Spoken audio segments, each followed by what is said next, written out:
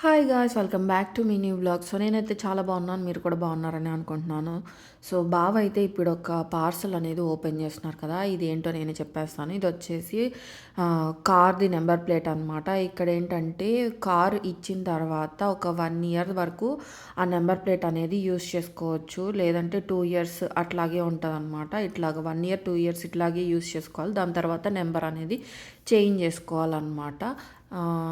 ఎట్లా చెప్పాలంటే రెన్యూల్ చేయించుకుంటా ఉండాలనమాట మనం నెంబర్ ప్లేట్ అనేది. సో, అలాగా. సో, ఇప్పుడు 1 ఇయర్ అయిపోయిందనమాట. మేమిక్కడికొచ్చిన ఒక 8, 9 మంత్స్ తర్వాత బావ అనేది కార్ తీసుకున్నారు ఇక్కడ. సో, ఇదొచ్చేసి కొంచెం ఎక్కడికి వెళ్ళాలన్నా గానీ ఇక్కడ చాలా చాలా దూరంగా ఉంటదనమాట డిస్టెన్స్.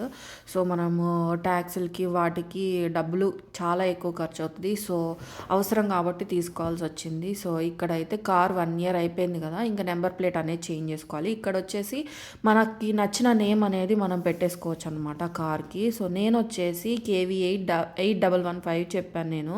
సో, KV8 అంటే గున్నూరనమాట. డేట్ ఆఫ్ బర్త్, పేరు వచ్చేస్తది. 8115 అంటే మా ముగ్గురిది కూడా డేట్ ఆఫ్ బర్త్ నెంబర్స్ అనమాట. సో, అలా పెట్టమంటే ఇలా అయితే పెట్టేశారు బావ. నాకు సర్ప్రైజ్ ఇచ్చారనమాట. నేను ఒకటి చెప్తే ఇది రమ్య 1 అని చెప్పేసి ఇచ్చారు.